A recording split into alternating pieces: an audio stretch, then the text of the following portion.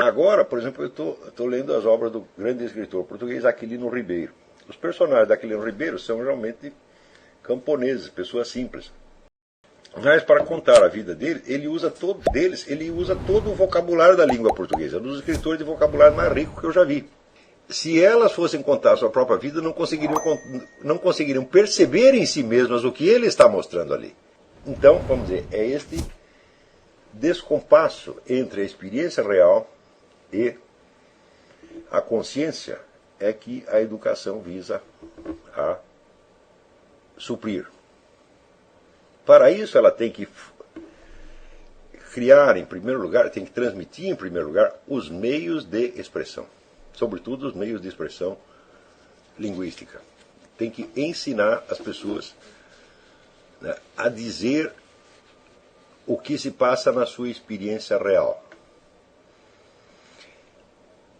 Acontece o seguinte, a experiência humana é infinitamente variada. Quer dizer, cada indivíduo humano tem a sua própria história, suas próprias circunstâncias, suas próprias memórias, etc, etc, etc. Né? E a linguagem, quer dizer, o vocabulário em uso num determinado meio social é mais ou menos o mesmo para todas aquelas pessoas. Quer dizer, você tem formas de expressão mais ou menos padronizadas. Somente os escritores, e quando eu falo escritor, não digo qualquer um que publique livros, eu estou falando de escritores que trabalham dentro de uma tradição literária, né, e que têm consciência dessa tradição e que aprenderam com ela, quer dizer, escritores de fato, né, somente os escritores se dedicam a flexibilizar a linguagem e enriquecê-la de modo que ela possa expressar experiências reais. Daí porque o aprendizado da literatura é essencial. Não no sentido em que ele é aprendido nas faculdades de letras, porque nas faculdades de letras as obras de arte literária se transformam em objetos de estudo. Elas é que são o objeto. Está entendendo? Ora, uma coisa é você saber usar uma linguagem e outra coisa é você tomá-la como objeto de estudo. Está entendendo? Então, por exemplo, você pode saber tudo sobre mecânica de automóveis sem saber guiar um automóvel. Mecânica de automóvel você aprende num livro. Um garoto que mal tem aprendido a ler, ele pode ler um livro de mecânica de automóveis e aprender tudo, mas ele não sabe guiar. Não é isso? Quer dizer, o pé dele não vai nem alcançar o acelerador, o breque, embreagem, entendeu? E por outro lado, você pode dirigir um carro perfeitamente bem sem ter a menor ideia de como e por que aquilo funciona. Basta isso para você perceber a diferença que existe entre você se apropriar da linguagem como meio efetivo de expressão e você estudar as obras de arte, né, da palavra como objetos. Né? Esses dois enfoques são tão diferentes que este segundo pode se tornar um obstáculo ao primeiro. Porque quando você toma de algo como objeto, você se desidentifica dele. Você perde aquela relação próxima, cálida, afetuosa com o objeto e você o considera friamente como uma coisa que está separada de você. Agora, pergunto eu, o que acontece quando pessoas que não têm o domínio efetivo, o domínio prático da linguagem, começam a estudar obras de arte literária como objetos? Elas se imbecilizam definitivamente. Tá entendendo? Então se tornam pessoas incapazes de expressar sua experiência real e somente capazes de tecer considerações, tá certo?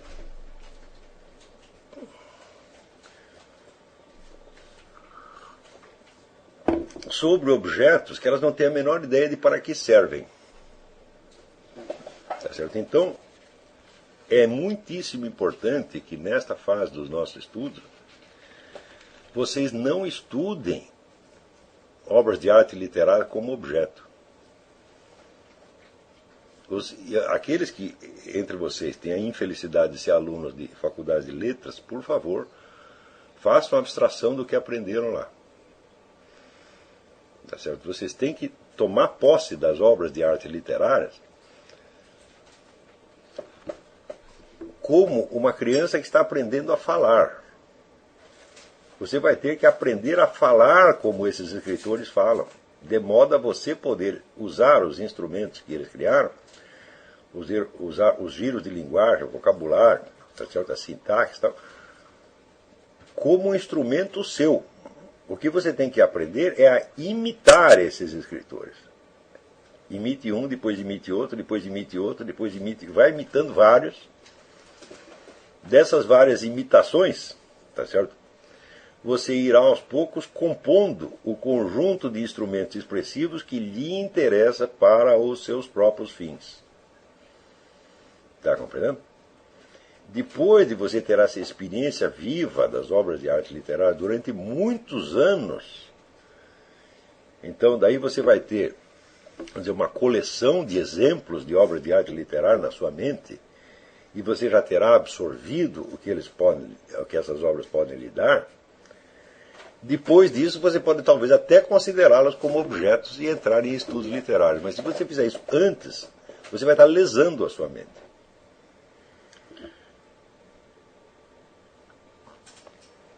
Do mesmo modo, os estudos de gramática. Você deve aprender a gramática imitando escritores, não estudando gramática. O estudo da gramática faz sentido depois que você tem o uso da linguagem, daí você vai analisar aquelas estruturas e dar o nome delas.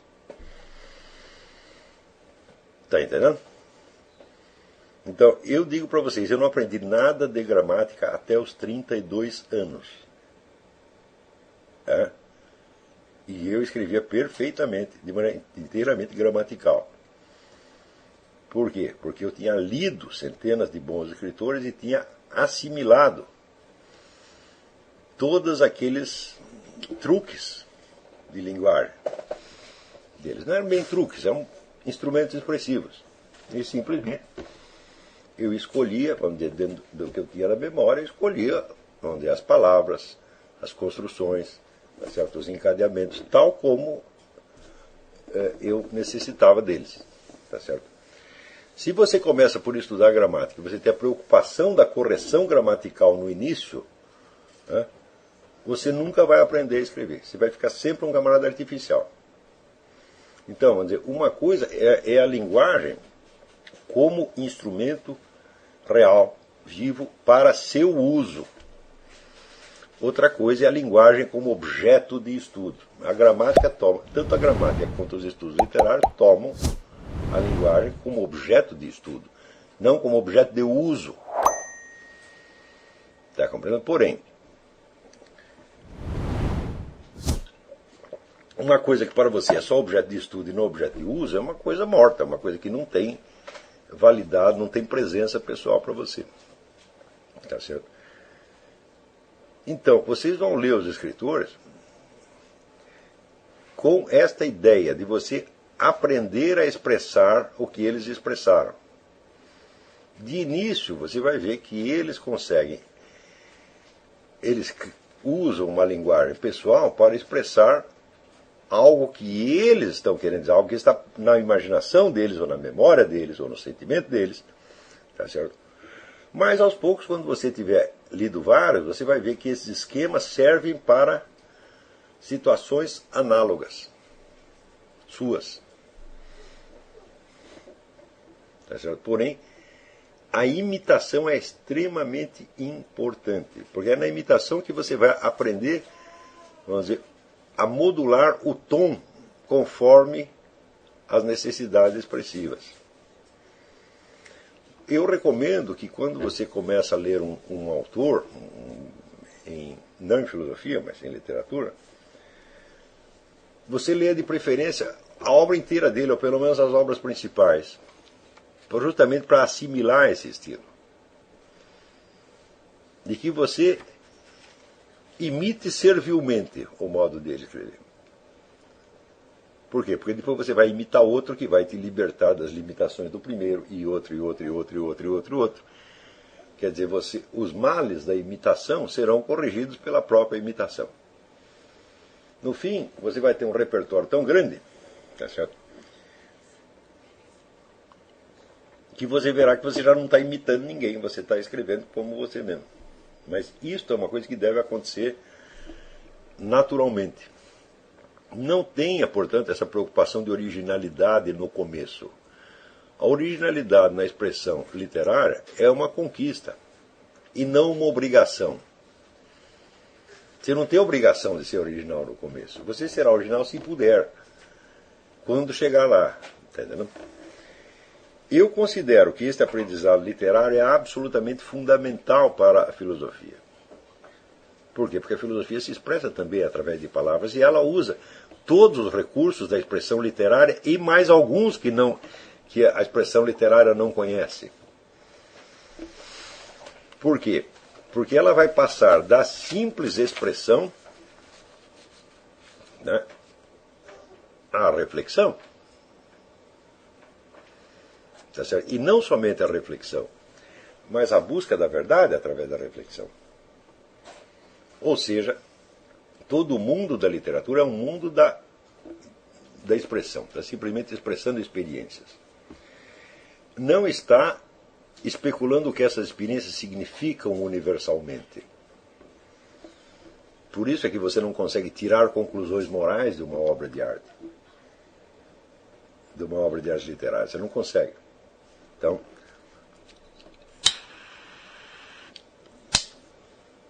porque na conclusão moral você está passando da mera expressão da experiência para uma reflexão mais profunda, tá certo?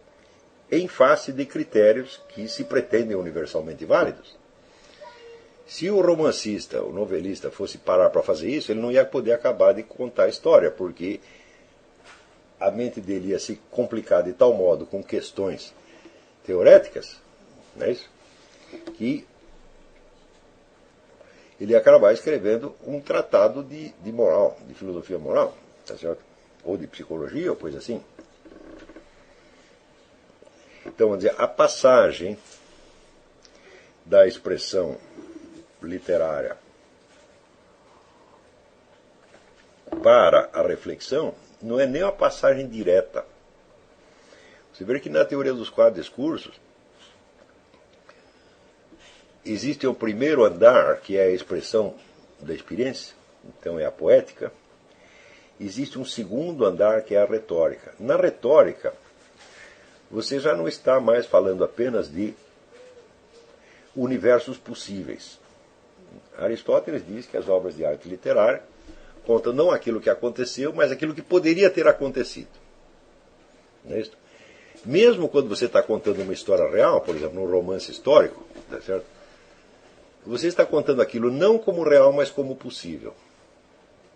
Tá certo? Ora, quando você entra no discurso retórico, o discurso retórico já é, em primeiro lugar, um discurso de autojustificação. É um discurso que é a favor ou contra alguma coisa. Portanto, ele implica uma escolha pessoal. Essa escolha não existe na obra de arte poética. Por quê? Porque ela é apenas o mundo possível. Você não está ali sendo convidado a tomar uma atitude. Você está contemplando a complexidade das escolhas colocadas a personagens reais ou hipotéticos. Tá certo? Mas o problema que está em jogo é deles e não seu. Não é isso? Por exemplo, quando Hamlet descobre que um sujeito matou o pai dele, o que ele vai fazer? Ele vai perdoar, ele vai vingar, tal. Bom, isso aí, felizmente, não aconteceu para a maior parte de nós não temos esse problema. Tá certo? Porém, existem algumas escolhas na vida que você tem que fazer realmente. Tá certo? E você vai ter que se persuadir delas e vai ter que persuadir os outros de que você está certo. Tá certo? Então, aí que você entrou na retórica. É na retórica que entra, então, o problema das escolhas pessoais e dos valores pessoais. E só depois disso, só depois de você ter feito muitas escolhas pessoais e você ter percebido contradições entre elas, tá certo? Daí é que vai entrar o que é o exame dialético, que é a confrontação dos vários discursos retóricos possíveis. Isso quer dizer que na passagem da do estudo literário para a filosofia vai haver um salto. Este salto é dado através da retórica. Tá certo? Quer dizer que é o mundo das escolhas pessoais, é o mundo da vontade, é o mundo do poder, é o mundo da influência, tá certo? É o mundo da política, é o mundo da propaganda. Tá certo? Ora, portanto, este é um mundo que implica a mediação de toda a sociedade humana. Quando você decide agir assim ou assado em face de certas circunstâncias, você toma uma atitude pessoal e você a justifica, o que você está fazendo? Você está usando os valores que você imagina que o público em volta acredita como justificação para uma conduta especial sua. Então você está fazendo uma mediação, quer dizer, a sociedade, tal como você a concebe, está funcionando como mediadora entre a sua conduta e o público, ou o ouvinte para o qual você quer justificar aquilo. Tá certo? Também digo eu, se você não tem um certo domínio disto, você não vai chegar na reflexão. Tá entendendo? Quer dizer que a sequência dos 4 discursos é a sequência natural da educação humana. Quer dizer que primeiro você aprende a imaginar o mundo, né? Ou seja, você